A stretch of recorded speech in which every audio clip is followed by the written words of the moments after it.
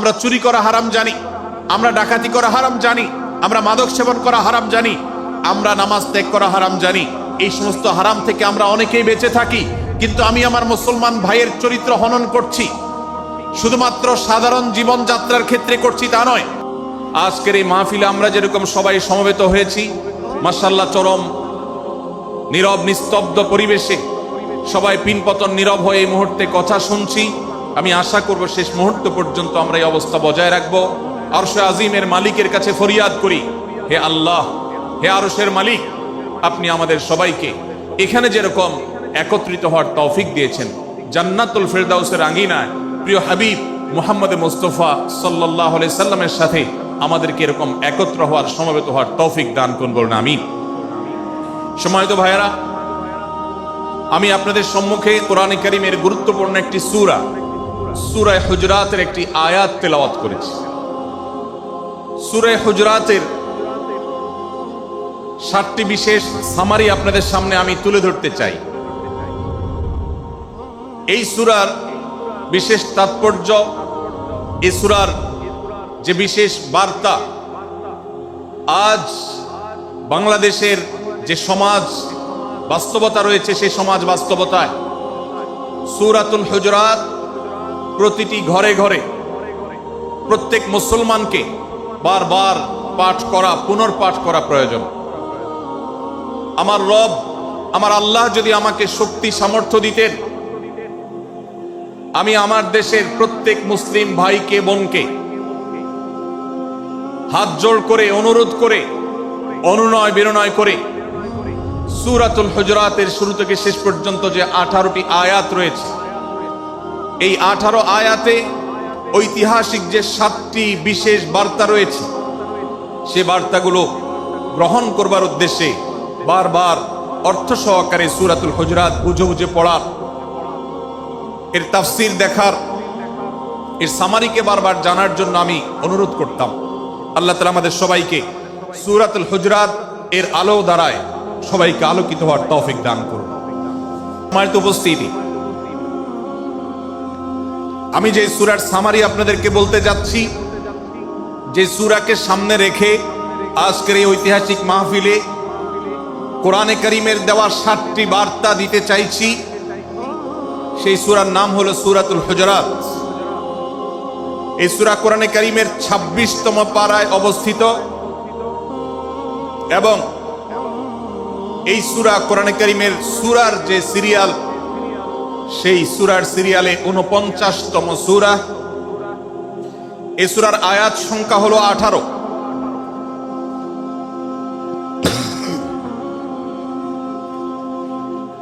এই সূরার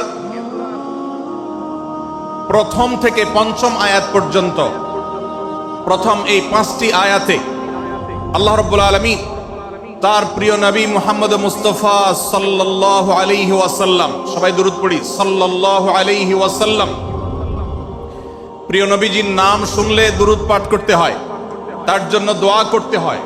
কারণ আল্লাহর হাবিব সাল্লাল্লাহু আলাইহি ওয়াসাল্লাম তার সমগ্র জীবনকে যে কষ্টের মধ্যে পার করেছেন, তার সমগ্র জীবনকে উৎসর্গ করেছেন, তা আপনার আমার হেদায়েতের জন্য, গোটা বিশ্ব মানবতার মুক্তির প্রয়োজনে।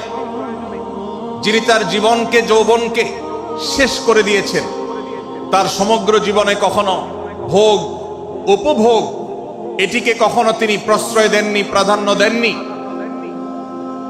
দিনাতিপাত করেছেন অত্যন্ত কষ্টের সাথে, শত সহস্র বাধার সম্মুখীন হয়েছেন, শুধুমাত্র কিয়ামত পর্যন্ত আগত সকল মুসলিম নরনারীর কাছে যেন কোরআনের বার্তা পৌঁছে যায়, সবাই যেন হেদায়েত প্রাপ্ত হয়ে যায়, সবাই যেন মুক্তি প্রাপ্ত হয়ে যায়, সবাই যেন জান্নাতি হয়ে যায়, সবাই যেন জাহান্নাম থেকে মুক্তি লাভ করে, এই উদ্দেশ্যে তার সমগ্র জীবনকে তিনি উৎসর্গ করেছেন। আমাদের হেদায়েতের জন্য, আমাদের কল্যাণের পথে আহ্বানের জন্য, আমাদের জান্নাতে নেওয়ার জন্য, যার সমগ্র জীবনে কখনো ভোগ উপভোগকে প্রশ্রয় দেননি, কষ্টে নিপতিত হয়েছেন। তিনি চাইলে মক্কার রাজত্ব করতে পারতেন, তিনি চাইলে মক্কার সবচেয়ে ভোগী মানুষ হতে পারতেন, কিন্তু সেটা না করে তিনি যে ত্যাগের দৃষ্টান্ত স্থাপন করেছেন, প্রিয় নবী মুহাম্মদ সাল্লাল্লাহু আলাইহি সাল্লামের সেই অবদানের স্বীকৃতি স্বরূপ আমরা তার নাম যখনই শুনবো সাল্লাল্লাহু আলাইহি সাল্লাম বলে তার প্রতি আল্লাহর রহমত যেন, অনুগ্রহ যেন নাজিল হয় সেজন্য দোয়া করব। আল্লাহ তাআলা তার হাবিবকে রহমত এমনিতেই দান করবেন, আপনি আর আমি তার জন্য রহমতের দোয়া করার মধ্য দিয়ে আমরা সৌভাগ্যবান মানুষের কাতারে শামিল হতে পারবো। তো আমি যেটি বলছিলাম, সূরাতুল হুজুরাতের 1 থেকে 5 নম্বর আয়াত পর্যন্ত এই 5টি আয়াতে আল্লাহ রাব্বুল আলামিন প্রিয় নবী সাল্লাল্লাহু আলাইহি সাল্লামের সাথে আদব এবং শিষ্টাচারের শিক্ষা দিয়েছেন মানব জাতিকে। এবং আল্লাহ রাব্বুল আলামিন ঈমানদারদেরকে পরম মায়ার সাথে ডেকে ইয়া আইয়ুহাল্লাযীনা আমানু, হে ঈমানদারগণ, এই ডাকে আল্লাহ তাআলা ডেকে বলেছেন লা তুকাদ্দিমু বাইনা ইয়াদাইল্লাহি ওয়া রাসূলিহি, তোমরা আল্লাহ এবং তার রাসূলের সামনে আগ বেড়ে কোনো কথা বলবে না, আগ বেড়ে কোনো কাজ করবে না। একজন ঈমানদার, একজন মুসলমান, তার এই শিষ্টাচারের শিক্ষা তার জীবনে ধারণ করতে হবে। যখনই আল্লাহ কোনো কথা বলেছেন, আল্লাহ রাসূল সাল্লাল্লাহু আলাইহি সাল্লাম কোনো কথা বলেছেন, এটি নিশ্চিত হতে পারবো আমরা, তখন একজন ঈমানদার আর কখনো সেটার উপর কোনো কথা বলবে না, আগ বেড়ে কোনো কিছু করবে না, কোনো প্রকার সীমা লঙ্ঘন করবে না। ক্বালাল্লাহ ক্বালার রাসূল, আল্লাহ বলেছেন, আল্লাহ রাসূল বলেছেন, এটি শোনার পর সে তার আপদ মস্তককে সারেন্ডার করবে, সে নিজেকে আত্মসমর্পণ করবে। এরপর তার কোনো যুক্তিকে, কোনো বুদ্ধিকে, তার কোনো মতামতকে সে সেখানে আর দাঁড় করাবার চেষ্টা করবে না। এটা একজন শিষ্টাচার বিশিষ্ট ঈমানদারের বৈশিষ্ট্য। কোরআন এই শিক্ষা আমাদেরকে দিয়েছে। ভাইরা আমার, এই শিক্ষাকে ধারণ করে আমরা যারা নিজেদেরকে মুসলমান দাবি করছি, আমাদের সম্মানীয় যারা আছেন, আল্লাহকে যেরকম আমরা সম্মান করি, আল্লাহ রাসূলকে যেরকম সম্মান করি, ঠিক একইভাবে আমাদেরকে যে সমস্ত মানুষগুলোকে সম্মান করার নির্দেশ করা হয়েছে, ওলামা একরাম রয়েছেন, আমাদের বাবা মা, বয়সে বড়, শিক্ষিত, এবং যারা আমাদের শিক্ষক বৃন্দ আছেন, এভাবে যারা আমাদের সম্মানের পাত্র আছেন, সে মানুষগুলোর সামনে আগ বেড়ে যেন কোনো কিছু না করি। সে আগ বাড়াটা কথার ক্ষেত্রে হতে পারে, চলার ক্ষেত্রে হতে পারে, আচরণের ক্ষেত্রে হতে পারে। এই শিষ্টাচারের শিক্ষা সূরা হুজুরাতের প্রথম আয়াতে আমাদেরকে দেয়া হয়েছে। প্রিয় ভাইরা আমার, আমাদের সমাজে আজ যে সমস্ত ভালো গুণের দুর্ভিক্ষ চলছে, ক্রাইসিস চলছে, অভাব চলছে, এর মধ্যে অন্যতম হলো আজ শিষ্টাচারের অভাব। আমাদের সমাজের চতুর্দিকে আপনি দেখতে পাবেন পরিলক্ষিত হচ্ছে। আমাদের শিশু থেকে নিয়ে কিশোর, যুবক থেকে নিয়ে মধ্যবয়স্ক, সকল শ্রেণী মানুষের মধ্যে আজ আদব এবং শিষ্টাচারের ভয়াবহ অভাব আমরা দেখতে পাচ্ছি। বিশেষ করে পশ্চিমা সংস্কৃতিকে আমাদের এই স্বদেশে, আমাদের এই মুসলমানদের সমাজে জোর করে পুশ করাবার, সে সমস্ত এজেন্ডাকে বাস্তবায়ন করবার যে প্রচেষ্টা এদেশের এক শ্রেণীর মানুষকে করতে দেখা যায়, তারা এদেশের সমাজের খাঁজে বাজে থাকা ইসলামের কৃষ্টি, কালচার এবং সংস্কৃতিগুলোকে ধুয়ে মুছে পরিষ্কার করবার জন্য শত সহস্র উদ্যোগ নিয়েছে। আমাদেরকে কোরআনের শিক্ষা ধারণ করে, কোরআনের শিক্ষাকে প্রচার করে, কোরআনের শিক্ষাকে প্রতিষ্ঠিত করে ব্যক্তির মধ্যে, ঘরে, পরিবারে, সমাজে, রাষ্ট্রে, সংবিধানে, আইনে, সংসদে, সর্বত্র কোরআনের শিক্ষাকে বাস্তবায়ন করে সেই সমস্ত বিন্দেশী অপসংস্কৃতি চাপিয়ে দেওয়ার ষড়যন্ত্রকে মোকাবেলা করতে হবে ইনশাআল্লাহ। ভাইরা আমার, আর সেজন্য সূরা হুজুরাতের এই শিষ্টাচারের শিক্ষা আমাদের জীবনে খুবই গুরুত্বপূর্ণ।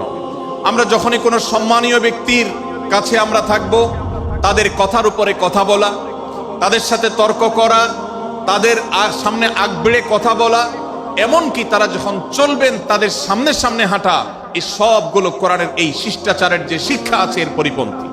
প্রিয় নবী সাল্লাল্লাহু আলাইহি সাল্লামের সময়কার একটি ঘটনা, এক ব্যক্তি তার বাবার সাথে হেঁটে যাচ্ছিলেন, বোঝা যাচ্ছিল না যে তাদের মধ্যে বাবাকে সন্তানকে। অনেক সময় বাপ সন্তানের বাহ্যিকভাবে দেখে বোঝা যায় না, এরকম কোনো কোনো ক্ষেত্রে হয়। জিজ্ঞেস করা হলো তাদেরকে, তোমাদের মধ্যে বাবাকে সন্তানকে? বলা হলো যে অমুক বাবা, অমুক সন্তান। তখন নির্দেশনা দেওয়া হলো যে সন্তান তার হাঁটা এবং চলার মধ্য দিয়ে এই বিনয়ের প্রকাশ ঘটাতে হবে, আনুগত্যের প্রকাশ ঘটাতে হবে, সম্মান এবং শ্রদ্ধার প্রদর্শন করতে হবে, যার মধ্য দিয়ে বোঝা যায় যে কে সন্তান আর কে বাবা, এটার জন্য জিজ্ঞেস করতে না হয়। আজ আমাদের যারা তরুণ আছি, আমরা যুবক আছি, আমরা অনেকেই পশ্চিমা সংস্কৃতি দ্বারা প্রভাবিত হয়ে আমরা শিষ্টাচারের এই গণ্ডি এবং সীমানা পার হয়ে চলে গেছি। কোরআন আমাদেরকে শিষ্টাচারের শিক্ষা দিচ্ছে যে আমরা সিনিয়রদের সামনে বিনয়ের সাথে আচরণ করব, তাদের সামনে সামনে চলা থেকে বিরত থাকব, যথাসম্ভব তাদেরকে অনুসরণ করার চেষ্টা করব, তাদের সাথে কথা হবে, তাদের আগ বেড়ে কথা হবে না, তাদের কোনো জিজ্ঞাসা থাকলে সেটার উত্তর হবে বিনয়ের সাথে। এই শিষ্টাচারের শিক্ষা আমাদেরকে দেওয়া হয়েছে। এবং একইভাবে সূরা হুজুরাতের প্রথম বার্তার মধ্যে নবী সাল্লাল্লাহু আলাইহি ওয়াসাল্লামের সাথে আরেকটি শিষ্টাচার শেখানো হয়েছে, তা হলো আল্লাহ রাব্বুল আলামিন আমাদের কণ্ঠকে, আমাদের আওয়াজকে, আমাদের কথাকে নবী সাল্লাল্লাহু আলাইহি ওয়াসাল্লামের কথার চাইতে যেন আগ বেড়ে না যায়, তার চাইতে যেন উঁচু কণ্ঠে আমরা কথা না বলি, তার চাইতে যেন উচ্চ স্বরে কথা না বলি, সেই শিক্ষা দিয়েছেন। সেই শিষ্টাচারের শিক্ষা আমাদেরকে দেওয়া হয়েছে। ভাইরা আমার, প্রিয় নবী সাল্লাল্লাহু আলাইহি সাল্লামের সাহাবীরা নবী সাল্লাল্লাহু আলাইহি সাল্লামের প্রতি আদব এবং শিষ্টাচার এত বেশি প্রদর্শন করতেন যে নবী করিম সাল্লাল্লাহু আলাইহি সাল্লামের প্রতি এই শিষ্টাচারের কথা যখন বলা হয়, সাহাবীরা অনেকে নবী করিম সাল্লাল্লাহু আলাইহি সাল্লামের সাথে কথা বলতে রীতিমতো ইতস্তত বোধ করছিলেন যে কিভাবে কথা বলবো, না জানে জোরে হয়ে যায় এবং তাতে না জানে আমি বেয়াদবের কাতারে শামিল হয়ে যাই, শিষ্টাচার বহির্ভূত কাজ করে ফেলি। এবং আল্লাহ তাআলা যে সতর্কীকরণ করেছেন সূরা হুজুরাতের এই 1 থেকে 5 নম্বর আয়াতের মধ্যে, তার আওতায় আমি না জানে পড়ে যাই। তখন সাহাবায়ে কেরাম বিনয় এবং বিনম্রতা অবলম্বন করেছেন এবং তারা একরকম বিপাকে পড়ে গেছেন। এতটা তারা সভ্য ছিলেন, এতটা তারা নম্র ছিলেন, এতটা তারা বিনম্র আচরণ করতেন নবীজির সাথে। ভাইরা আমার, এই বিষয়টিও আমরা শুধুমাত্র আমাদের প্রিয় নবীজির জন্য নয়, এটি আমাদের মা বাবা, আমাদের সম্মানের পাত্র যারা আছেন, আমাদের বয়সে যারা সিনিয়র আছেন, তাদের সামনে কথা বলার সময় আমরা মেনটেন করে চলবো। অর্থাৎ আমরা উচ্চ কণ্ঠে তাদের সামনে কথা বলবো না। এই মাহফিলে এখনো শত শত হাজারো মানুষ হয়তো এমন আছেন যারা মায়ের সামনে, বাবার সামনে, বড় ভাইয়ের সামনে, শিক্ষকের সামনে, সিনিয়রদের সামনে, মুরব্বীদের সামনে, ওলামাদের সামনে উচ্চ কণ্ঠে কথা বলেন। প্রিয় ভাইরা আমার, আমরা মুসলমানদের সন্তান, আমরা মুহাম্মদ সাল্লাল্লাহু আলাইহি সাল্লামের উম্মত, আমরা আবু বকর, ওমর, ওসমান, আলী রাদিয়াল্লাহু আজমাইনের অনুসারী, আমরা কোরআনের অনুসারী। কোরআনের অনুসারী কখনো বেয়াদব হতে পারে? কোরআনের অনুসারী কখনো বেয়াদব হতে পারে? কোরআন যে শিষ্টাচারের শিক্ষা দিয়েছে, এই শিক্ষা আজ আমাদের মধ্যে ধারণ করতে হবে, আমাদের সন্তানদের শেখাতে হবে, আমাদের ঘরে ঘরে এই শিক্ষা চর্চা করতে হবে, আমাদের সমাজে এটিকে প্রতিষ্ঠিত করতে হবে। পশ্চিমা সংস্কৃতির যে ছোবল, সে ছোবল আমাদের সন্তানদেরকে আজকাল অনেক ক্ষেত্রে বেয়াদবে পরিণত করছে, তাদের অনেক সময় শিষ্টাচার থেকে বের করে দিচ্ছে।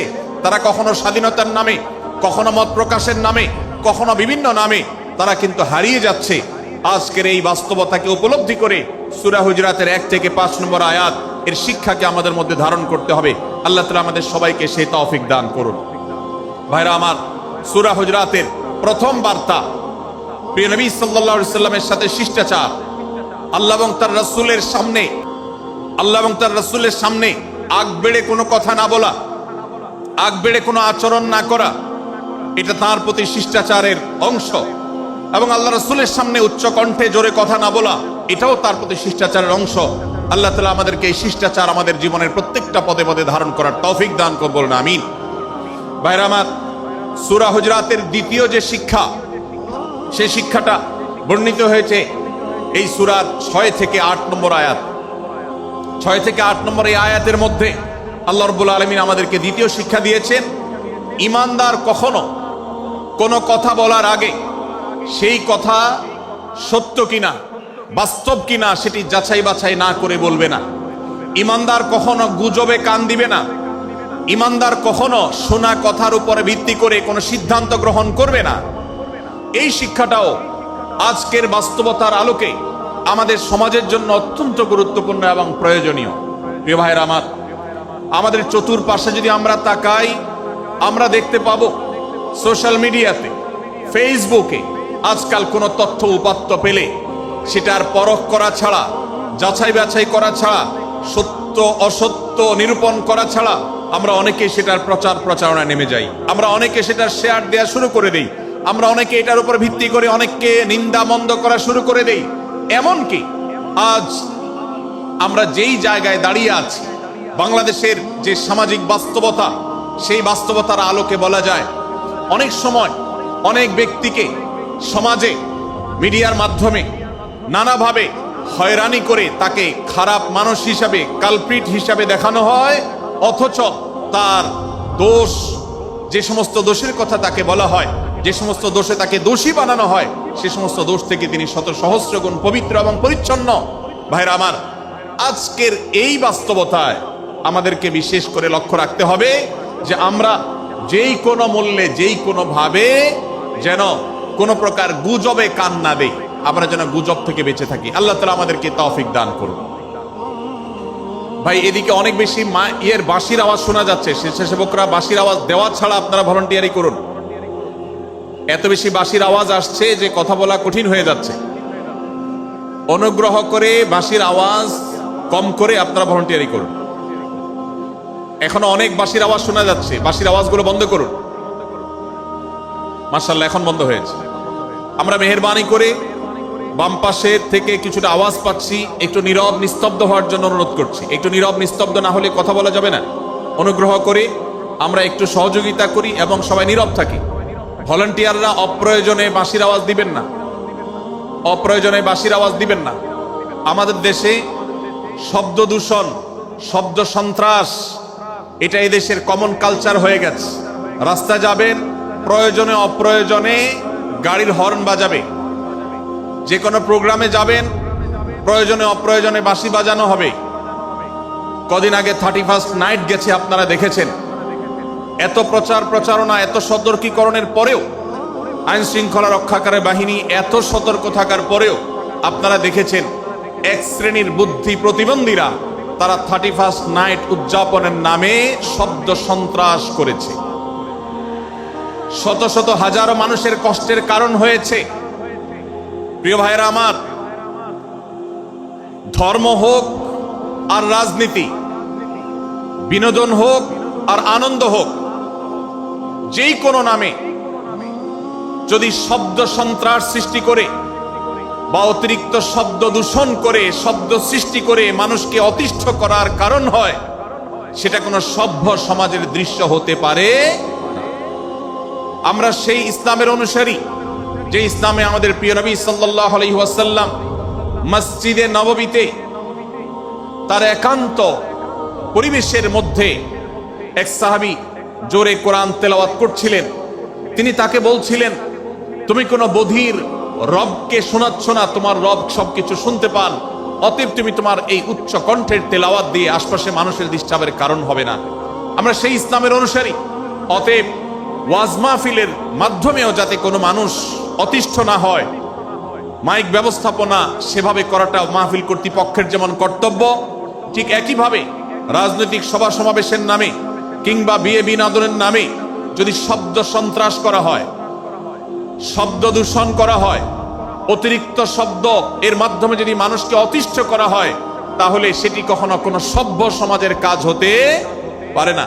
প্রিয় ভাইরা, এই জন্য আপনারা যারা তরুণ আছেন বয়সে, আপনাদেরকে আমি অনুরোধ করতে চাই, বিবাহ অনুষ্ঠানকে কেন্দ্র করে, আকিকাকে কেন্দ্র করে, নানা অনুষ্ঠানকে কেন্দ্র করে যে শব্দ সন্ত্রাস আমাদের দেশে হয়, এটি আমাদেরকে থামাতে হবে ইনশাআল্লাহ। আমরা যদি সবাই সজাগ হয়ে যাই, আমরা যদি সবাই সতর্ক হয়ে সচেতন হই, ইনশাআল্লাহ এই যে শব্দ দিয়ে মানুষকে কষ্ট দেওয়ার অপসংস্কৃতি, বিশেষ করে ভিনদেশী যে অপসংস্কৃতি আমদানি করা হয়েছে, এই অত্যাচার এদেশে থামাতে হবে ইনশাআল্লাহ। আল্লাহ আমাদের সবাইকে তৌফিক দান করুন।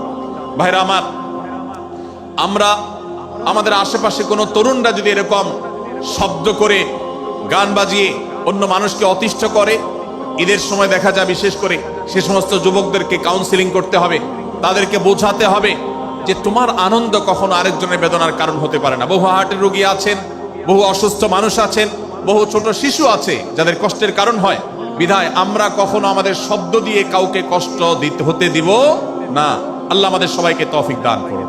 মাশাআল্লাহ, অনেকটা নীরব নিস্তব্ধ হয়েছে। আমি যে জায়গাটা ছিলাম আবার সেখানে ফিরে যাই। সূরা হুজুরাতের দ্বিতীয় শিক্ষার কথা বলছিলাম ভাইরা। 6 থেকে 8 নম্বর আয়াত যদি আপনি পাঠ করেন সূরা হুজুরাতের, আপনি দেখতে পাবেন সেখানে আল্লাহ রাব্বুল আলামিন ঈমানদারদেরকে যেই কোনো সংবাদ, যে কোনো তথ্য, বিশেষ করে অনির্ভরযোগ্য সূত্র থেকে যখন পাবে, ফাসিক থেকে যখন শুনবে, যার ভিতরে আল্লাহর ভয় নাই সেরকম মানুষ থেকে যখন পাবে, সেই সংবাদ তথ্য উপাত্ত যাচাই করা ছাড়া সেই সংবাদ যেন বলে না বেড়ায়। আপনি শহরে যান কিংবা গ্রামে, শিক্ষিত দেখুন কিংবা অশিক্ষিত, সর্বশ্রেণীর মানুষের মধ্যে আজ এই ব্যাধি দেখতে পাবেন চরম আকার ধারণ করেছে। কারোর ব্যাপারে কোনো নেগেটিভ কথা শুনেছেন, কোনো মন্দ কথা শুনেছেন, সে কথার প্রচার প্রচারণা শুরু করে দেন। সেটা কি সঠিক কিনা, সেটা কি সত্য কিনা, সেটা কি যথার্থ কিনা, সেটা কোনো প্রপাগান্ডা কিনা, সেটা কোনো মিথ্যাচার কিনা, সেটা কোনো গুজব কিনা, এটা যাচাই করার প্রয়োজন অনুভব করে না।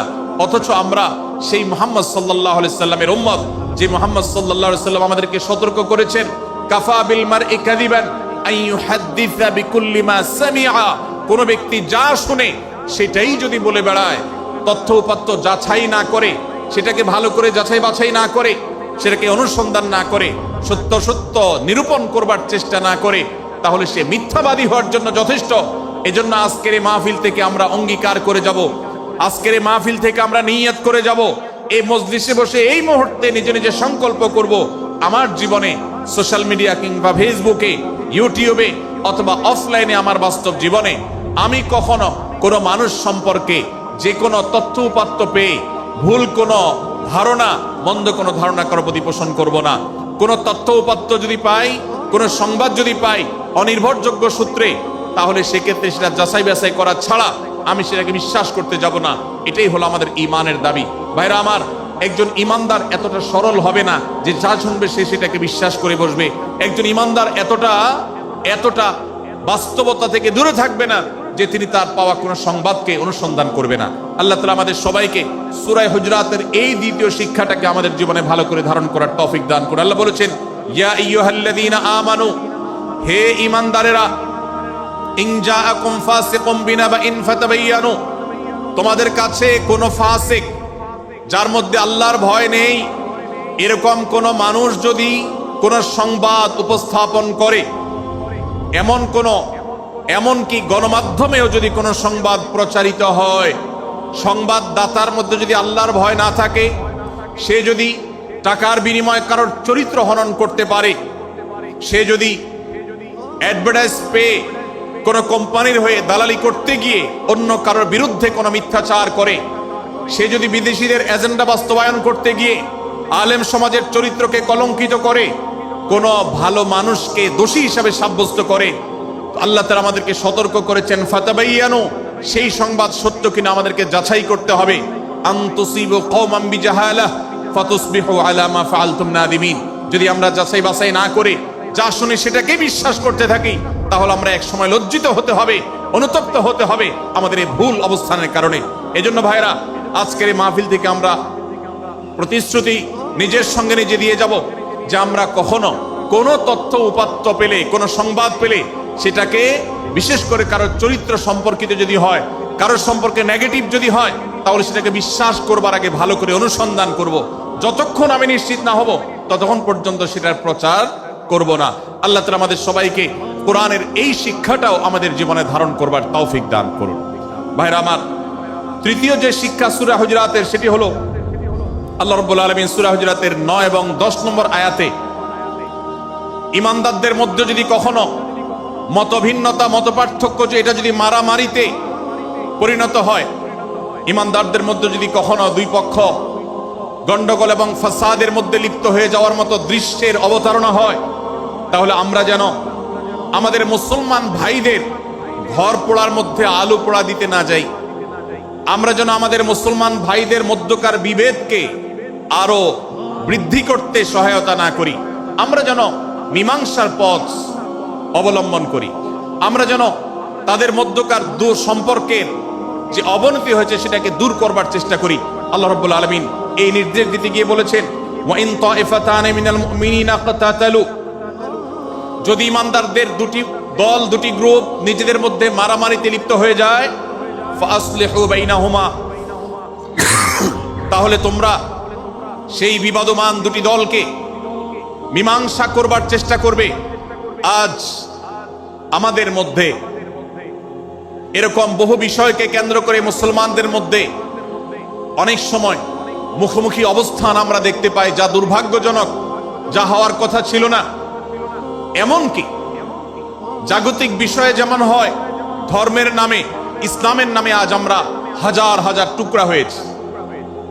আজ গোটা বিশ্বে আমাদের মুসলমানদের যে অবস্থান দুর্বল হয়েছে, এর অন্যতম প্রধান কারণ হলো আমাদের অনৈক্য।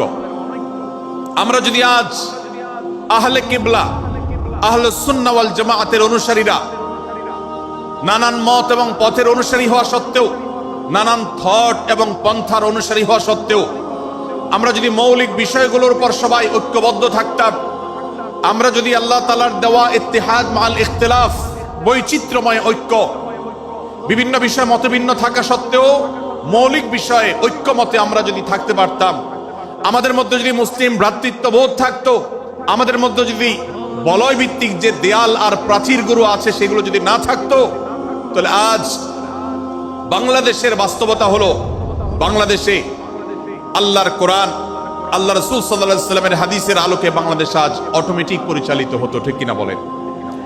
আমরা যদি আজ ঐক্যবদ্ধ থাকতাম, তাহলে এদেশের হাতে গোনা যাবে এরকম স্বল্প সংখ্যক নাস্তিকেরা, ইসলাম এবং মুসলমানদের শত্রুরা, তারা আমাদেরকে নিয়ে তারা আজ যে খেলা খেলছে, আমাদেরকে যে তারা শাসন করছে, আমাদেরকে যে তারা তাদের অধীনস্থ করে রাখছে, আমাদের উপরে যে আজ ভিনদেশি কালচার চাপিয়ে দিচ্ছে, আমাদের উপরে তারা যে আজ কর্তৃত্ব করছে, আমাদেরকে আজ টুকরা টুকরা করছে, এই দুঃসাহস তারা কোনোদিন দেখাতে পারতো না যদি আমরা ঐক্যবদ্ধ থাকতাম।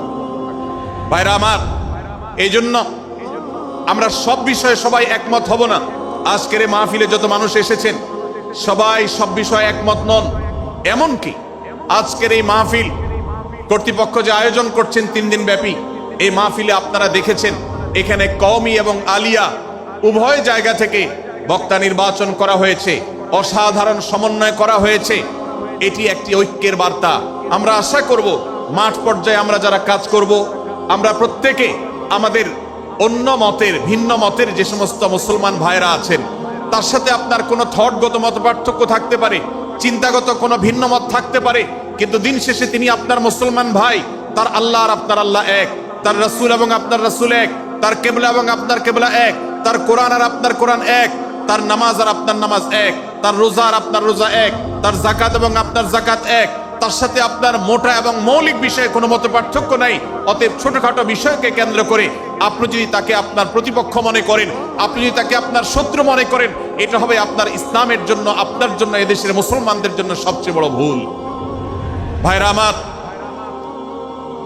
হারদুই হযরত আশরাফ আলী থানভী রহমতুল্লাহ আলাইহির সর্বশেষ খলিফা আবরাল হক সাহেব রহমতুল্লাহ আলাইহি বলতেন, दीन के हर काम करने वालों को रफीक समझो, फरीक ना समझो। যারাই আল্লাহর দ্বীনকে বুলন্দ করবার জন্য, যারাই আল্লাহর দ্বীনকে সেবা দেওয়ার জন্য, খেদমত করার জন্য কাজ করছে, তার পদ্ধতি তোমার থেকে ভিন্নতর হতে পারে। তাকে তুমি তোমার বন্ধু মনে করো, সহযাত্রী মনে করো, পথযাত্রী মনে করো, সহযোদ্ধা মনে করো, তোমার প্রতিপক্ষ মনে করবে না। প্রিয় ভাইরা আমার, আজ বাংলাদেশে ইসলাম যতটা পিছিয়ে আছে তার প্রধান কারণ হলো আমাদের অনৈক্য।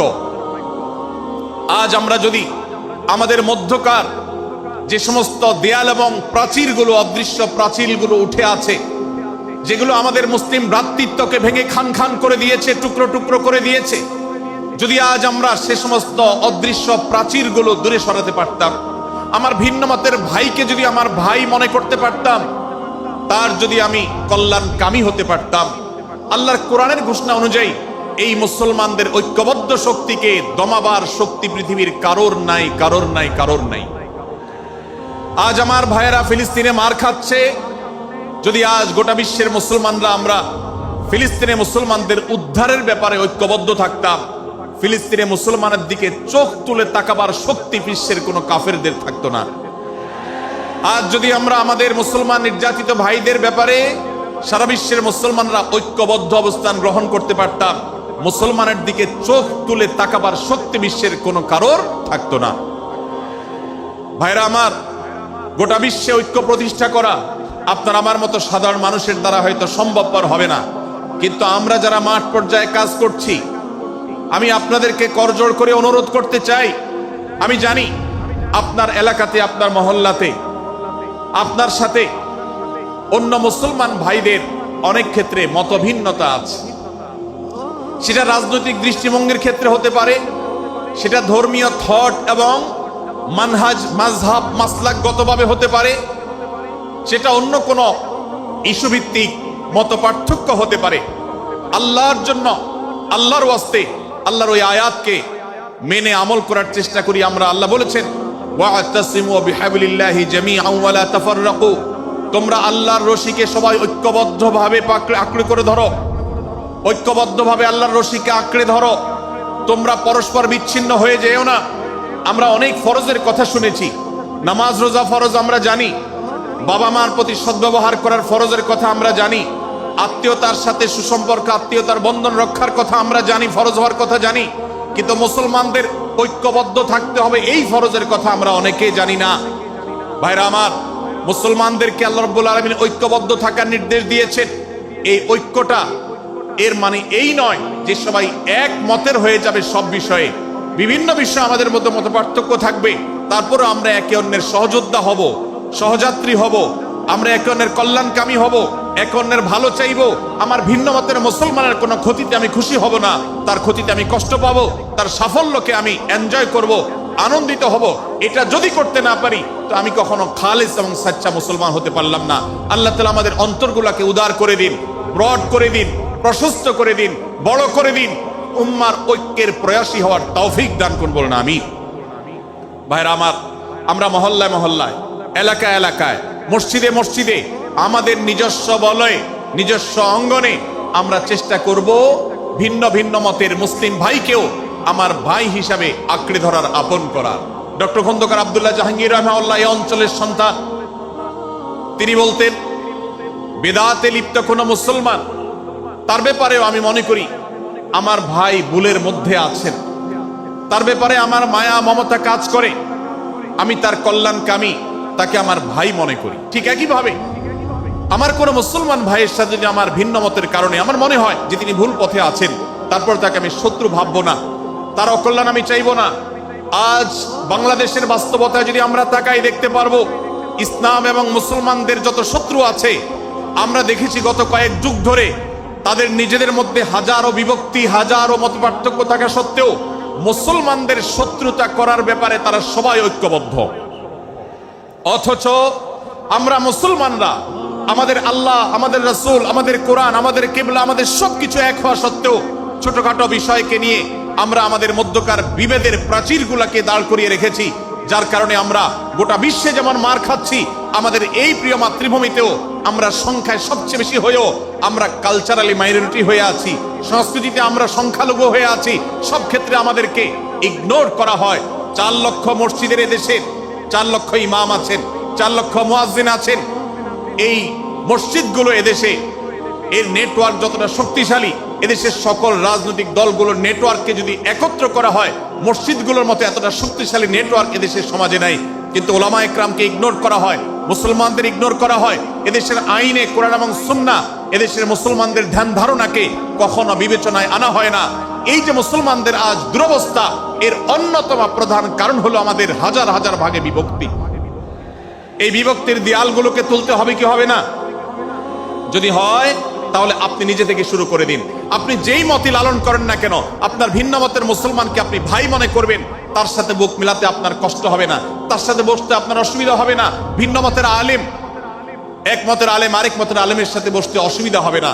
এক মতের অনুসারী আরেক মতের অনুসারীকে ভাই বলতে অসুবিধা হবে না। আমরা সোশ্যাল মিডিয়াতে নিজেদের মধ্যে কামড়াকামড়ি করব না, নিজেদের মধ্যে আমরা ঝগড়া বিবাদ করব না। এবং যদি কেউ বিবাদে লিপ্ত হয়, সূরা হুজরাতের 9 এবং 10 নম্বর আয়াতের শিক্ষা বলছে, মুসলমানদের মধ্যে দুটি দল যদি মারামারিতে লিপ্ত হয়, তুমি সেখানে গিয়ে খোঁচাখুচি করে মারামারি বানানোর তো প্রশ্নই ওঠে না। বরং আল্লাহ বলছেন যে ফাসলিহু বাইনাহুমা, তাদের উভয়ের মধ্যে মীমাংসা করবার জন্য তুমি উদ্যোক্তা হও, তুমি উদ্যোগী হও। ভাইরা আমার, আমরা অনেকেই হয়তো জেনে থাকবো মিথ্যা এটা আল্লাহর জমিনের সবচেয়ে বড় জঘন্য অপরাধগুলোর মধ্যে থেকে একটি। একজন মুসলমান কোন অবস্থাতে মিথ্যা বলতে পারে না, কিন্তু কোন মুসলমান যদি অন্য মুসলমানের সাথে কখনো বিবাদ বিতণ্ডায় লিপ্ত হয়ে যায়, দুজন মুসলমান বা দুটি বলয়, দুটি পক্ষ, দুটি গোষ্ঠী মুসলমানদের, তাদের মধ্যে যদি কোনো বিষয় যদি ভুল বুঝাবুঝি তৈরি হয়, ভিন্ন মত সৃষ্টি হয়, একে অন্যের সাথে শত্রু ভাবাপন্ন হয়ে যায়, তাহলে তাদের দুইজনের মধ্যে বা দুই পক্ষের মধ্যে মীমাংসা করবার জন্য কেউ যদি মিথ্যা কথাও বলে, অর্থাৎ আপনি এক পক্ষের কাছে গিয়ে বললেন, ভাই আপনি যাকে এত খারাপ মনে করছেন, যার ব্যাপারে আপনি এতটা রাগান্বিত হয়ে আছেন, আমি তো জানি তিনি আপনার ব্যাপারে অনেক সফট চিন্তা রাখেন, আপনার ব্যাপারে অনেক ইতিবাচক ভাবনা রাখেন, আপনার ব্যাপারে অনেক সুধারণা পোষণ করেন।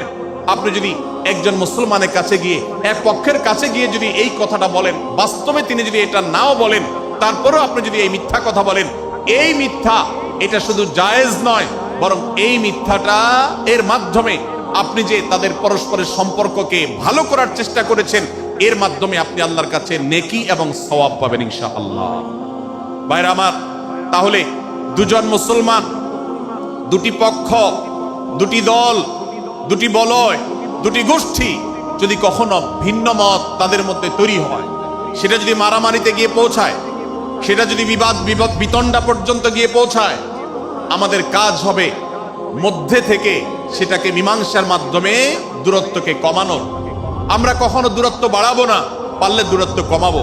ডক্টর খন্দকার আব্দুল্লাহ জাহাঙ্গীর রহমতুল্লাহ একটা কথা বলতেন, মুসলমানদের বাড়িতে যে আগুন লেগেছে, বিভেদের আগুন, মতবিরোধের আগুন, মত পার্থক্য, এটা মতবিরোধে যে পৌঁছে গেছে,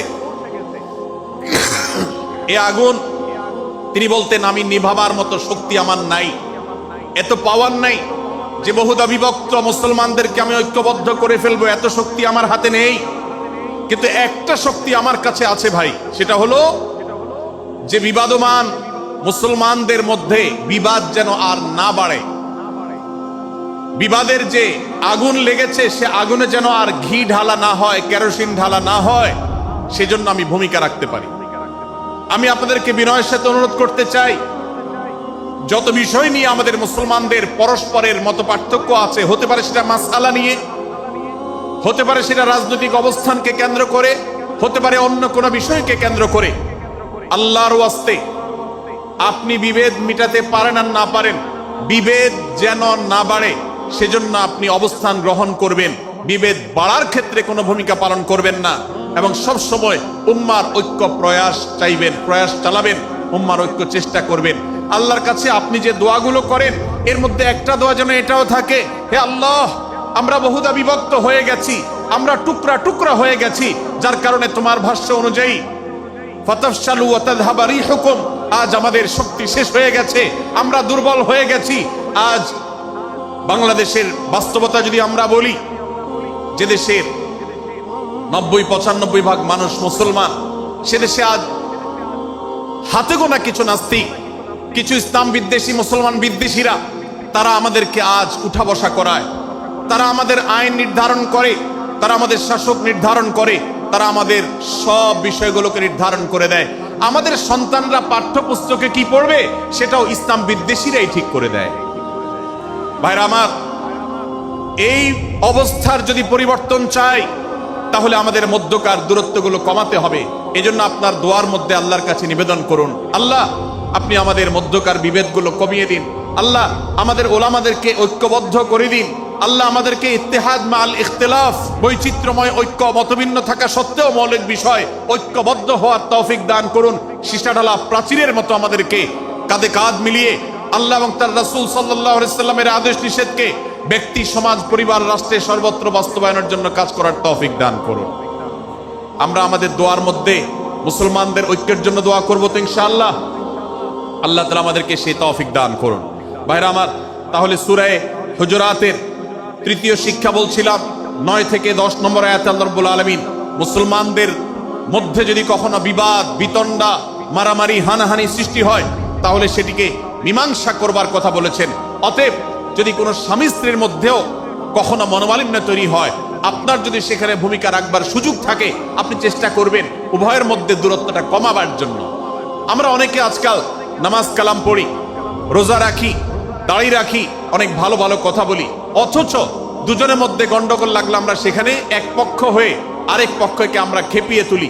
পারলে অনেকে চগলখড়ি করেন, প্রত্যেক পক্ষের কাছে গিয়ে অপর পক্ষের ব্যাপারে মিথ্যা কথা বলে তাদের মধ্যে ভেজালকে আরো বাড়িয়ে দেন।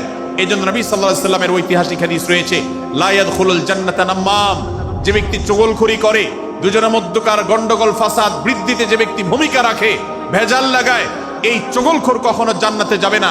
আমাদের অনেকেরই এই দুঃস্বভাব আছে, এই খারাপ চরিত্র আছে।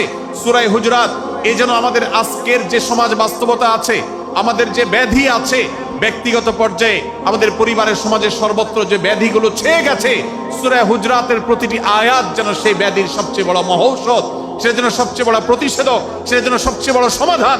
এই জন্য আমি বলেছি শুরুতে, আমার যদি আল্লাহ শক্তি সামর্থ্য দিতেন, প্রত্যেক মুসলমানের হাতে পায়ে ধরে সূরা হুজুরাতের 18টি আয়াত, প্রত্যেকটি আয়াত আমি আমার মুসলমান ভাইদেরকে বলতাম, বারবার পড়ুন, বারবার পাঠ করুন, বোঝার চেষ্টা করুন, জীবনকে পরিবর্তন করুন। এদেশে নামাজি মুসলমান আপনি কম বেশি পাবেন, এদেশে রোজাদার মুসলমান কম বেশি পাবেন, এদেশে হজ আদায়কারী মুসলমান কম বেশি পাবেন, এদেশে তাসবিহরত মুসলমান কম বেশি পাবেন। কিন্তু এদেশে আচার আচরণ, কাজ কারবার, আখলাক এবং বান্দার হক এবং অধিকার, অন্যের অধিকার সংশ্লিষ্ট বিষয়ে সচেতন মুসলমান আপনি খুব বেশি পাবেন না। আর এই জন্যই আমাদের জান্নাতের পথে অনেক বড় অন্তরায় হয়ে আছে। আজ আমাদের চরিত্রগুলো নষ্ট হয়ে গেছে। আমরা নামে মুসলমান, আমরা চগলখড়ি করি, আমরা নামে মুসলমান, দুজনের মধ্যে গন্ডগোল সৃষ্টি করে দেই। গন্ডগোল আগে থেকে সৃষ্টি থাকলে সেটাকে বাড়াবার চেষ্টা করি।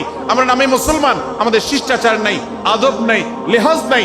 এই জন্য সূরা হুজুরাতের প্রতিটি আয়াত আমাদেরকে শিক্ষা দেয়। আল্লাহ তাআলা আমাদের সকলকে এই শিক্ষাগুলো আজকের এই মাহফিল থেকে আমাদের বুকের ভেতরে পরম যত্ন সহকারে নিয়ে যাওয়ার এবং আমাদের জীবনকে পরিবর্তন করার তৌফিক দান করুন। ভাইরা আমার, তৃতীয় এই শিক্ষাটি শেষ করে আমি বলতে চাচ্ছি, চতুর্থ আয়াতে আল্লাহ রাব্বুল আলামিন আমাদেরকে বলেছেন, আমরা যেন কেউ কাউকে নিয়ে বিদ্রূপ না করি, ব্যঙ্গ না করি, কেউ কাউকে যেন বাজে নামে না ডাকি, কেউ যেন কাউকে খোঁচাখুচি না করি, কেউ যেন কাউর নাম বিকৃত করে তাকে না ডাকি। ভাইরা আমার, এই আয়াতটি আমি শুরুতে তেলাওয়াত করেছি। আল্লাহ বলেছেন, ইয়া আইয়ুহাল্লাযীনা আমানু লা ইয়াসখার কওমুম মিন কওমিন আসা আন ইয়াকুনু খায়রাম মিনহুম। হে ঈমানদারেরা, হে মুসলমানেরা, তোমাদের কেউ যেন অন্য কারোর নাম ধরে অন্য কাউকে ব্যঙ্গ বিদ্রূপ ঠাট্টা না করে। আমরা একে অন্যকে নিয়ে ঠাট্টা করি কি করি না? বিদ্রূপ করার রোগ আমাদের মধ্যে আছে না নাই? ভাইরা আমার, জাগতিক বিষয় তো আছেই, এমনকি দুর্ভাগ্যজনক বাস্তবতা হলো ধর্মের নামে, ইসলামের নামে একদল মুসলমান অপর দল মুসলমানকে নিয়ে হাসি, ব্যঙ্গ, বিদ্রূপ, রাশাহাসি এবং নাম বিকৃত করা এবং খোঁচাখুচি করা, এই কাজগুলো আমাদের মধ্যে আছে না নাই? আমরা যারা ইসলামের খেদমত মনে করে আমার ভিন্ন মতের, ভিন্ন দলের মুসলমানকে খোঁচাখুচি করি, আমরা যারা আল্লাহর খেদমত মনে করে, ইসলামের সেবা মনে করে, দাওয়াতের কাজ মনে করে, ইসলাম প্রচার মনে করে ভিন্ন মতের অন্য দলের মুসলমানকে নিয়ে ব্যঙ্গ বিদ্রূপ আর হাসাহাসি করি, তাদেরকে সোশ্যাল মিডিয়াতে, অনলাইনে, অফলাইনে তুচ্ছ-তাচ্ছিল্য করি, আল্লাহর শপথ করে বলছি, এটা ইসলামের সেবা নয়, এটা হলো প্রবৃত্তির পূজা। আমরা অনেকে আছি যে ব্যক্তিগত পর্যায়ে এই বিদ্রূপ করাটাকে আমরা কোনো বিষয় মনে করছি না। সোশ্যাল মিডিয়াতে অনেকগুলো ভিডিও ক্লিপ আছে, আপনাদের চোখে নিশ্চয়ই পড়েছে, আমার চোখে বহু পড়েছে, যে অনেক সময় দেখা যায় বিনোদনের নামে কাউকে খোঁচাখুচি করা, কাউকে অপমান করা, কাউকে হয়তো ধাক্কা দিয়ে পানি দিয়ে ফেলে দেয়া, কাউকে কষ্ট দেয়া, কাউকে হয়তো প্রতারিত করা, এটাকে আমরা এনজয় করি। অনেক ভিডিও ক্লিপে দেখা যায় এভাবে কাউকে কোনোভাবে অপমানিত করে, কাউকে কোনোভাবে ধোকা দিয়ে বোকা বানিয়ে আমরা এনজয় করি, আমরা হাসাহাসি করি। আমাদের রুচি নষ্ট হতে হতে আজ এই পর্যায়ে এসেছে যে এটা আমাদের এনজয়ের বিষয় হয়েছে, এটা আমাদের আনন্দের বিষয় হয়েছে। ভাইরা আমার, সূরা হুজুরাতের এই আয়াত, অর্থাৎ 11 নম্বর আয়াত, এই আয়াত বলছে আমাদের জন্য কোন মুসলমানকে, কোন মানুষকে ব্যঙ্গ বিদ্রূপ করা হারাম। কোন মুসলমানকে ব্যঙ্গ বিদ্রূপ করা কি হারাম। অতএব আপনি রসিকতা করে যদি কারোর সাথে ব্যঙ্গ বিদ্রূপ করেন এবং সেটা যদি তার মনে কষ্ট হওয়ার কারণ হয়, তিনি যদি সমাজের মানুষের কাছে হেয় প্রতিপন্ন হন, তাহলে ইসলামী শরিয়ার দৃষ্টিকোণ থেকে সারা বিশ্বের সমস্ত ওলামাদের ঐক্যমতে সেটা হারাম। আমরা চুরি করা হারাম জানি, আমরা ডাকাতি করা হারাম জানি, আমরা মাদক সেবন করা হারাম জানি, আমরা নামাজ ত্যাগ করা হারাম জানি। এই সমস্ত হারাম থেকে আমরা অনেকেই বেঁচে থাকি, কিন্তু আমি আমার মুসলমান ভাইয়ের চরিত্র হনন করছি, শুধুমাত্র সাধারণ জীবনযাত্রার ক্ষেত্রে করছি তা নয়, এমনকি ধর্মের নামে, ইসলাম প্রচারের নামে, দাওয়াতের নামে আমরা আমাদের প্রতিপক্ষ মুসলমান ভাইকে নিয়ে অনেক সময় ব্যঙ্গ বিদ্রুপ করি, হাসাহাসি করি, তাকে ছোট করি, তাচ্ছিল্য করি, হেয় করি, তার সম্মানহানি করি।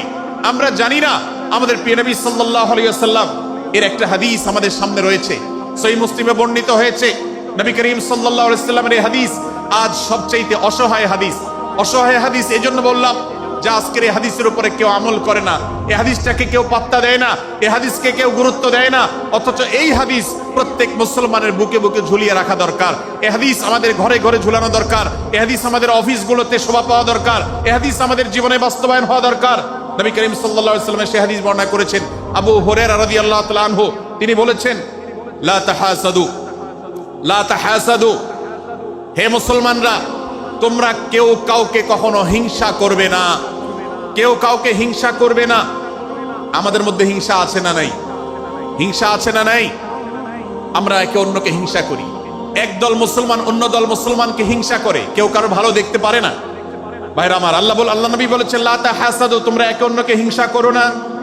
ওয়ালা তানাজাসু, কেনা বেচা করতে গিয়ে কেউ কাউকে ধোঁকা দিও না, প্রতারণা করো না। ওয়ালা তাবাগাদু, তোমরা একে অন্যের সাথে শত্রুতা বিদ্বেষ পোষণ করবে না। ওয়ালা তাদাবারু, তোমাদের কেউ যেন কারোর পেছনে লেগে না থাকে, কাউকে অবজ্ঞা যেন না করে। ওয়ালা ইয়াবি আহাদুকুম আলা বাই'i আখিহি, এবং তোমাদের কেউ যেন আরেকজনের কেনা বেচার উপরে সেখানে ইন্টারফেয়ার করে সে যেন সেখানে কোন প্রকার ক্ষতিগ্রস্ত কাউকে না করে। ওয়াকুনু ইবাদাল্লাহি ইখওয়ানা, হে মুসলমানরা তোমরা আল্লাহর বান্দা ভাই ভাই হয়ে থাকো। তোমাদের মধ্যে মত পার্থক্য থাকুক, দলগত মত পার্থক্য, অবস্থানগত মত পার্থক্য, থটগত মত পার্থক্য, মাযহাব মাসলাবগত মত পার্থক্য থাকুক, কিন্তু তোমরা আল্লাহর বান্দা ভাই ভাই হয়ে থাকো। এক দলের মুসলমানকে আল্লাহ তাআলা ভাই ভাই হতে বলেন নাই, এক গ্রুপের মুসলমানকে আল্লাহ ভাই ভাই হতে বলেন নাই, এক বলয়ের মুসলমানকে আল্লাহ ভাই ভাই হতে বলেন নাই, নিজ দলের মুসলমানের সাথে আল্লাহ ভাই ভাই থাকতে বলেন নাই। আল্লাহ বলেছেন সকল মুসলমানদের সাথে ভাই ভাই হয়ে থাকার জন্য, ভ্রাতৃত্বের বন্ধনে থাকার জন্য। এজন্য আল্লাহ নবী সাল্লাল্লাহু আলাইহি ওয়াসাল্লাম সে নির্দেশ করেছেন। আল্লাহ নবী সাল্লাল্লাহু আলাইহি ওয়াসাল্লাম আরো বলেছেন, আল মুসলিমু আখুল মুসলিম, মুসলমান মুসলমানের ভাই, লা ইয়াজলিমুহু ওয়ালা ইয়াখযুলুহু, কোন মুসলমান কোন মুসলমানকে জুলুম করতে পারে না, তার আইল ঠেলতে পারে না, তার জমি দখল করতে পারে না, তার অধিকার নষ্ট করতে পারে না, তাকে কথা দিয়ে অত্যাচার করতে পারে না। ওয়ালা ইয়াখযুলুহু, তাকে অপমানিত করতে পারে না, লাঞ্ছিত করতে পারে না। ওয়ালা ইয়াকযিবুহু, তার সাথে মিথ্যা বলতে পারে না। ওয়ালা ইয়াহকিরুহু, তাকে তাচ্ছিল্য করতে পারে না। আত্তাকওয়া হাহুনা, আত্তাকওয়া হাহুনা, আত্তাকওয়া হাহুনা। নবীজি তিনবার নিজের বুকের দিকে তাকিয়ে দেখিয়েছেন, তাকওয়া এখানে, তাকওয়া এখানে, তাকওয়া এখানে। আমাদের অন্তরকে ভালো করতে হবে, সমস্ত মুসলমানদের জন্য উদার হতে হবে, কলিজাকে বড় করতে হবে, মনটাকে ব্রড করতে হবে, প্রশস্ত করতে হবে, অন্য মুসলমানকে ভাই মনে করতে হবে। কোন ভিন্ন মতের মুসলমানের সাথে শত্রুতা পোষণ করা যাবে না। ভাইরা আমার, অতএব এই হাদিসকে সামনে রেখে এই হাদিসের শেষ অংশে নবী সাল্লাল্লাহু আলাইহি ওয়াসাল্লাম বলেছেন, আল মুসলিমু কুল্লুল মুসলিমি আলাল মুসলিমি হারামুন দামুহু ওয়া মালুহু ওয়া ইরদুহু। এক মুসলমানের জন্য অন্য মুসলমানের তিনটি জিনিসকে আল্লাহ তাআলা হারাম করে দিয়েছেন। কোন মুসলমানের রক্ত এটা প্রবাহিত করা, কাউকে হত্যা করা যেরকম হারাম, কোন মুসলমানের সম্পদ অন্যায়ভাবে আপনি ভোগ করবেন, দখল করবেন, মেরে দিবেন, এটা হারাম। ঠিক একইভাবে কোন মুসলমানের সম্মান নষ্ট করবেন, ইজ্জত নষ্ট করবেন, সম্ভ্রম নষ্ট করবেন, অপমান করবেন, এটাকে আল্লাহ তাআলা হারাম করেছেন। আল্লাহ তাআলা আমাদের সবাইকে অন্য মুসলমানদের ব্যাপারে এরকম দায়িত্বশীল ভূমিকা রাখার তৌফিক দান করুন, বলুন আমিন। ভাইরা আমার, সূরা হুজুরাতের 4 নম্বর আয়াতের এই শিক্ষাকে ধারণ করে আমরা কারোর প্রতি ব্যঙ্গাত্মক আচরণ করব না। অনেক মুসলমান আছেন অন্য মুসলমানদের নাম ধরে ধরে বিদ্রুপ ব্যঙ্গ করেন, নাম বিকৃত করেন। অনেক সময় আমরা রসিকতা করেও আমাদের অনেকের নাম বিকৃত করি। আল্লাহ সুবহানাহু ওয়া তাআলা এটাকে হারাম করেছেন। এমনকি নবী সাল্লাল্লাহু আলাইহি ওয়াসাল্লাম বলেছেন, লা তাকুল লিকাসিরিন ইয়া কাসিরু, কোন খাটো বা বেটে মানুষকে হে বেটে, হে খাটো এরকম বলে ডেকো না। নবী সাল্লাল্লাহু আলাইহি ওয়াসাল্লাম বলেছেন এভাবে ডাকলে তিনি অপমানিত হন। আল্লাহ তাকে এভাবে সৃষ্টি করেছেন। আমরা অনেক সময় দেখা যায় একে অন্যকে খোঁচা মারতে গিয়ে তার গায়ের রং কালো হলে, তিনি দেখতে আকারে ছোট হলে তাকে আমরা ব্যঙ্গ করি, বিদ্রুপ করি, তাকে আমরা তাচ্ছিল্য করি, তাকে আমরা অপমান করি, তাকে আমরা অপদস্থ করি। ভাইরা আমার, এটা আমাদের জন্য হারাম। আমি আবারও বলছি, চুরি হারাম আমরা জানি, ডাকাতি হারাম আমরা জানি, আমরা অন্যান্য হারামের কথা জানি, কিন্তু এই যে এক মুসলমান অন্য মুসলমানের অধিকার নষ্ট করা হারাম, এটা আমরা জানি না। এক মুসলমান অন্য মুসলমানের নাম বিকৃত করা হারাম, এটা আমরা জানি না। এই ব্যাপারেও আমরা দেখেছি যে আমরা যারা ইসলামের দাওয়াতের কথা বলি, কোরআন হাদিসের কথা বলি, তারাও দেখা যায় সোশ্যাল মিডিয়াতে, ফেসবুকে একদল মুসলমান অন্য দলে মুসলমানদেরকে নানা বাজে উক্তি দিয়ে ডাকাডাকি করে, বিকৃত নামে ডাকে, বিকৃত উপাধি দেয়, খারাপ কথা বলে, অমুকের দালাল তমুকের দালাল ইত্যাদি ধারণা করে কথা বলে। এই কাজগুলো হারাম, এগুলো আমরা কখনো করব না। 5 নম্বর যে শিক্ষা আছে সূরা হুজুরাতে, সেটা হলো 12 নম্বর আয়াতে আল্লাহ রাব্বুল আলামিন এখানে কুধারণা করাকে হারাম করেছেন, মন্দ ধারণা করতে আল্লাহ তাআলা নিষেধ করেছেন, এবং গীবত করতে, পেছনে লাগতে নিষেধ করেছেন। ভাইরা আমার, এই একটি আয়াত অর্থাৎ সূরা হুজুরাতের 12 নম্বর আয়াত, এই আয়াতটির শিক্ষা ধারণ করে যদি আমরা আমাদেরকে শুধরাতে পারি, সংশোধন করতে পারি, তাহলে ইসলামের মেইন যে কাজগুলো আছে, ঈমানকে বিশুদ্ধ করা এবং শিরক মুক্ত ঈমান আনা, 5 ওয়াক্ত নামাজ পড়ার পর, বান্দার হক আদায়ের পর, এই আয়াতটির পর আমল করলে আপনার জান্নাতে যাওয়ার সবচেয়ে বড় বাধা দূর হয়ে যাবে ইনশাআল্লাহ। ভাইরা আমার, যে আয়াতে আল্লাহ তাআলা আমাদেরকে কারো প্রতি মন্দ ধারণা করতে নিষেধ করেছেন, গীবত করতে নিষেধ করেছেন, কারো পেছনে লাগালাই করতে নিষেধ করেছেন, সেই আয়াতে আল্লাহ রাব্বুল আলামিন বলেছেন, ইয়া আইয়ুহাল্লাযীনা আমানু ইজতানিবু কাসীরাম মিনায-যন্ন, হে ঈমানদারেরা, হে মুসলমানরা, তোমরা কারোর প্রতি ধারণা, মন্দ ধারণা তোমরা করো না, এটা থেকে বিরত থাকো। অনেক ধারণা অর্থাৎ মন্দ ধারণা, এটা গুনাহ, এটা থেকে বিরত থাকো। ইন্না বা'দায-যন্নি ইসম, কারণ কিছু কিছু ধারণা অর্থাৎ যেগুলো মানুষের সম্পর্কে কোনো তথ্য উপাত্ত ছাড়া নিছক ধারণা প্রসূত মন্দ ধারণা করা হয়, সেগুলো গুনাহের কারণ, সেগুলো অপরাধের কারণ, সেগুলো কবিরা গুনাহ, সেগুলো পাপাচার, সেগুলো আল্লাহর অসন্তুষ্টির কারণ, সেগুলো আল্লাহর অবাধ্যতার কারণ। এজন্য ভাই, কারোর প্রতি মন্দ ধারণা করা যাবে না। এক্ষেত্রে আমি জানি আমাদের ব্যক্তিগত পর্যায়ে কারোর ব্যাপারে কোনো কিছু কথা উঠেছে অথবা সামান্য একটু সন্দেহ তৈরি হয়েছে, আমরা তার চরিত্র নিয়ে টানাটানি করি। আমরা জানি না একজন মুসলমানের চরিত্রের মূল্য কত বড়। আমার কাছে সুস্পষ্ট প্রমাণ আসার আগ পর্যন্ত কোনো মুসলমানের চরিত্র নিয়ে আমার ব্লেম করবার কোনো অধিকার আমার নাই। এই জন্য একজন মুসলমান কখনো কারো প্রতি কুধারণা করবে না, মন্দ ধারণা পোষণ করবে না, খারাপ ধারণা পোষণ করবে না। আল্লাহ তাআলা আমাদেরকে এবং মুসলমানের সম্পর্কে খারাপ ধারণা করা থেকে বেঁচে থাকার তৌফিক দান করুন। ভাইরা আমার, কিছুটা বিশৃঙ্খলা দেখা যাচ্ছে। আমরা আপনাদেরকে বিনীতভাবে অনুরোধ করতে চাই, অনুগ্রহ করে সবাই বসে পড়ুন। যারা দাঁড়িয়ে আছেন তারা একটু বসে পড়ুন, সবাই যার যার দায়িত্বে বসে যান। আপনি আরেকজনের চিন্তা না করে আপনি একটু বসে যান। ভলান্টিয়ার ভাইরা, প্যান্ডেলের ভেতরে পেছনে কি হচ্ছে আপনারা একটু দেখুন।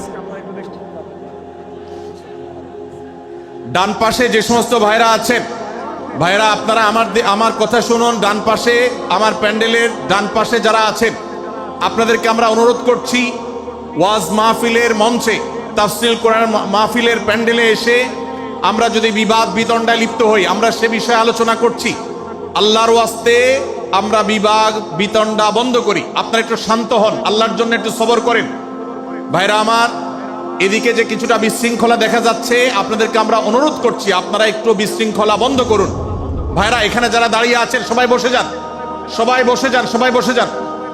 যশোরের মানুষের দুর্নাম হোক, আপনারা কি চান? আপনারা কি চান যশোরের মানুষের দুর্নাম হোক? তাহলে আশপাশে ভাইরা ওনাদেরকে সবাইকে বসায় দেন, বসায় দেন, কাউকে দাঁড়িয়ে থাকতে দিবেন না। ভাই সবাই বসেন, সবাই বসে যান। এখানে যারা দাঁড়িয়ে আছেন সবাই বসেন, অনুগ্রহ করে সবাই ধৈর্য ধারণ করেন এবং বসেন। আজকের মাহফিল সুন্দরভাবে শেষ হোক। আপনারা কি চান কি চান না? ভাই আপনারা কি চান কি চান না? যদি আপনারা চান, অনুগ্রহ করে আমার ডান পাশে যারা বিশৃঙ্খলা করছেন তারা বসে যান। আপনাদেরকে আমরা অনুরোধ করছি এখান থেকে বসে যান। আপনারা কি ডক্টর মিজানুর রহমান আজহারী সাহেবের আলোচনা শুনতে চান কি চান না?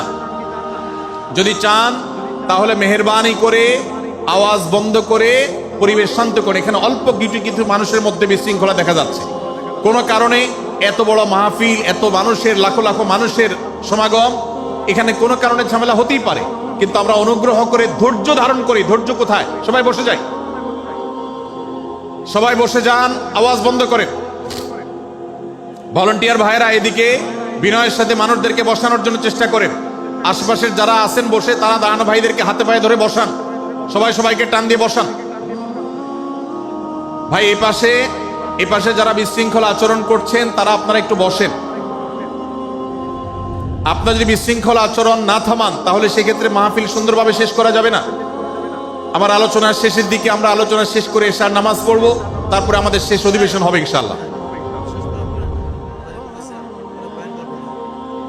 তারপরে এশা। শেষে নামাজ ওকে।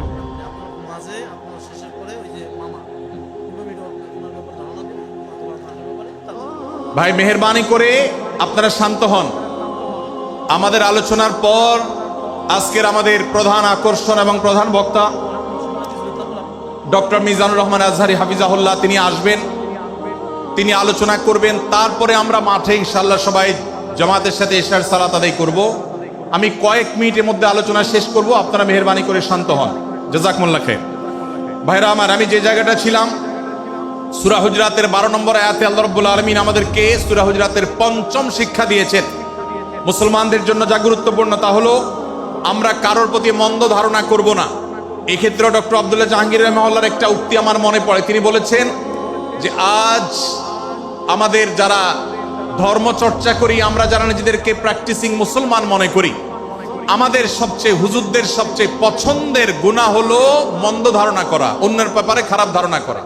অমুক অমুকের দালাল, তমুক তমুকের দালাল, কোন তথ্য উপাত্ত ভিত্তি প্রমাণ ছাড়া নিছক ধারণার উপর ভিত্তি করে অন্য মুসলমান ভাইকে আমি এরকম নানা তকমা দিয়ে আমরা কবিরা গুনাহে লিপ্ত হচ্ছি। আমরা এই বদ ধারণা করা, মন্দ ধারণা করা যে কবিরা গুনাহ অনেকে জানি না। অনেকে অনেকের পেছনে লাগছি, অনেকে অনেকের ওয়াজ শুনছি দোষ বাইর করার জন্য, স্ট্যাটাস পড়ছি ভুল বাইর করার জন্য। এই যে মানুষের পেছনে লাগা, এটা আল্লাহ তাআলা নিষেধ করেছেন, ওয়ালা তাজাসসু, তোমরা কেউ কারোর ছিদ্র অন্বেষণ করার, দোষ আবিষ্কার করার চেষ্টা করবে না। এবং ওয়ালা ইয়াগতাব বা'দুকুম বা'দা, কেউ কারোর গীবত শিকায়াত করবে না। এই আয়াতে আমাদেরকে কেউ কারোর পেছনে পরনিন্দা করতে নিষেধ করেছেন। ইসলাম বলে আমরা মানুষের সামনে মানুষের ভুলের কথাগুলো বলবো বিনয়ের সাথে, যাতে তিনি সংশোধিত হন, আর তার পেছনে প্রশংসা করব। আমরা করি উল্টা, আমরা মানুষের সামনে এসে মানুষের প্রশংসা করি আর তার পেছনে গিয়ে তার দুর্নাম করি। ইসলামকে যদি আমরা মানতাম, সমাজটা সুন্দর হয়ে যেত। আমরা যদি সামনে কারোর দোষ বলতাম তাহলে তিনি সংশোধিত হতেন, আর পেছনে যদি গুণ বলতাম তাহলে তিনি ভালো সেখান থেকে শিক্ষা গ্রহণ করতেন। সূরা হুজরাতের 6 নম্বর শিক্ষা 13 নম্বর আয়াতে আল্লাহ তাআলা বলেছেন যে আমাদের সবার গোড়া কোত্থেকে এসেছে, আমাদের গর্বের কোনো বাহ্যিক কারণ নাই তাকওয়া ছাড়া। আল্লাহ বলেছেন, ইয়া আইয়ুহান নাস ইন্না খালাকনাকুম মিন যাকারিন ওয়া উনসা, হে মানুষ সকল, তোমাদেরকে আমি মানুষ, নারী এবং পুরুষ, আদম এবং হাওয়া থেকে সৃষ্টি করেছি। ওয়াজআলনাকুম শুউবান ওয়া ক্বাবাইলা লিতাআরাফু, বিভিন্ন গোত্রে তোমাদেরকে আমি বিভক্ত করেছি পরিচয়ের জানার জন্য, সুবিধা শুধুমাত্র। আর আল্লাহ বলেছেন শেষে, ইন্নাল্লাহা আলিমুন খাবীর, তোমরা কি করো আল্লাহ জানে। অতএব আমাদের কারোর উপর কারো কোনো শ্রেষ্ঠত্ব নেই তাকওয়া ছাড়া। আল্লাহ বলেছেন, ইন্না আকরামাকুম ইনদাল্লাহি আতকাকুম, আমাদের মধ্যে সবচেয়ে মর্যাদাবান হবে তিনি যার মধ্যে তাকওয়া সবচেয়ে বেশি হবে। আমাদের কোনো বংশগত গৌরব, কোনো অঞ্চলগত গৌরব, অন্য কোনো গৌরব আমাদের থাকবে না, শুধু তাকওয়ার গৌরব আমাদের থাকতে পারে। সেটাও গর্ব, নিষিদ্ধ গর্ব বা অহংকারের মতো নয়, বরং সেটা আমাদের বিনয়ের জায়গা। সর্বশেষ 7 নম্বর যে শিক্ষা সূরা হুজরাতের রয়েছে, সেটা 14 এবং 14 থেকে 18 নম্বর আয়াতে আল্লাহ তাআলা ঈমান এবং ইসলামের চিহ্ন উল্লেখ করেছেন। যে 6টা শিক্ষা উল্লেখ করা হয়েছে, এর আলোকে মুসলমানকে, মুনাফিককে সেটা নিরূপণ হবে। এজন্য আল্লাহ তাআলা শেষে এটি উল্লেখ করেছেন। এই 7টি শিক্ষাকে ধারণ করে আমরা আমাদেরকে ভালো মুসলমান হিসেবে গড়ে তোলার চেষ্টা করব, আমাদের জীবনকে সাজাবার চেষ্টা করব।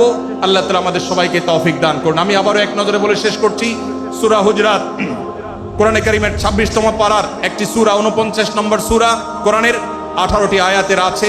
প্রথম থেকে 5 নম্বর আয়াত পর্যন্ত আল্লাহ রাসূলের সাথে আদব লেহাজ বজায় রাখা, শিষ্টাচার মেনটেন করা এবং সম্মানীয় ব্যক্তিদের সাথেও এখান থেকে আমরা শিক্ষা নিয়ে আদব লেহাজ বজায় রাখা, তাদের সামনে আগবেড়ে কথা না বলা, আগবেড়ে কাজ না করা, উচ্চকণ্ঠে কথা না বলায় শিক্ষা আল্লাহ দিয়েছেন। দ্বিতীয়ত, আমাদেরকে কোনো সংবাদ, বিশেষ করে অনির্ভরযোগ্য তথ্যের সংবাদ শুনে আমাদেরকে কারোর ব্যাপারে ধারণা করার আগে আল্লাহ তাআলা আমাদেরকে যাচাই করার শিক্ষা দিয়েছেন। আমরা যেন গুজবে, আমরা যেন ধারণা প্রসূত কোনো তথ্যে আমরা যেন কান না দেই, সেই শিক্ষা আল্লাহ আমাদেরকে দিয়েছেন। এটি 6 থেকে 8 নম্বর আয়াতে। 9 থেকে 10 নম্বর আয়াতে আল্লাহ তাআলা মুসলমানদের 2 গ্রুপের মধ্যে গন্ডগোল দেখা দিলে মীমাংসা করতে বলেছেন। এবং 4 নম্বর শিক্ষা 11 নম্বর আয়াতে বিদ্রুপ করতে নিষেধ করেছেন আল্লাহ তাআলা, কারণ নাম ধরে ব্যঙ্গ করাকে হারাম করা হয়েছে। এবং 5 নম্বর শিক্ষা 12 নম্বর আয়াতে আল্লাহ তাআলা দিয়েছেন, কারোর প্রতি মন্দ ধারণা করা যাবে না, কারোর পেছনে লাগা যাবে না, এবং কারোর মন্দ নামে কাউকে ডাকা যাবে না, কারোর সমালোচনা তার পেছনে করা যাবে না, এগুলোকে হারাম করা হয়েছে। 6 নম্বর শিক্ষা 13 নম্বর আয়াতে আল্লাহ বলেছেন, আমাদের সবার মধ্যে কারোর কোনো শ্রেষ্ঠত্ব নাই তাকওয়া ছাড়া।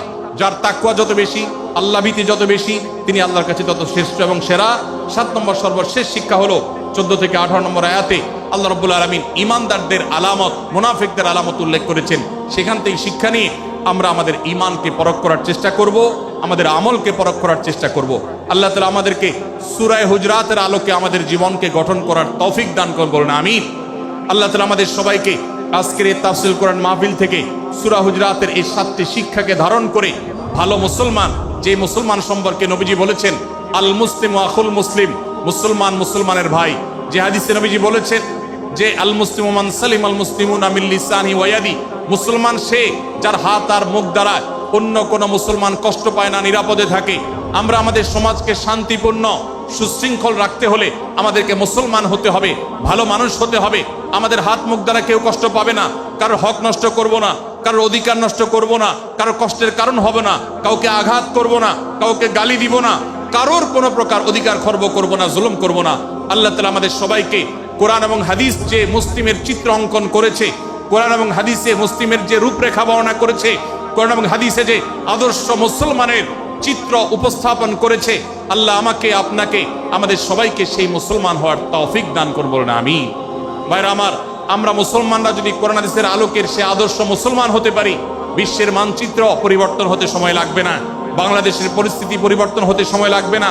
তবে সবকিছুর আগে আমাদেরকে বদলাতে হবে, আমাদেরকে মুসলমান হতে হবে, কোরআন এবং হাদিসের বাস্তব অনুসারী হতে হবে। প্রকৃত কোরআন হাদিসের অনুসারী হতে পারলেই ইনশাআল্লাহ ইসলামের জয় হবে, কোরআন হাদিসের বিজয় হবে, মুসলমানদের বিজয় হবে, মুসলমানদের দুর্দিনের পরিবর্তন আসবে। আমরা বিশ্ববাসীকে দেখাতে পারবো আমরা সবচেয়ে আদর্শবাদী, আমরা বিশ্বের মানবতার সবচেয়ে বড় আমরা অনুসারী এবং মানবতাকে সবচেয়ে বেশি প্রতিষ্ঠাকারী।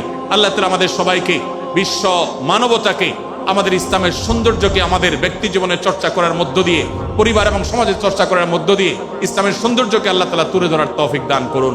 জাযাকুমুল্লাহু খায়রা ওয়া আখিরু দাওয়ানা আলহামদুলিল্লাহি রাব্বিল আলামিন। ওয়াসসালামু আলাইকুম ওয়া রাহমাতুল্লাহি ওয়া বারাকাতুহু।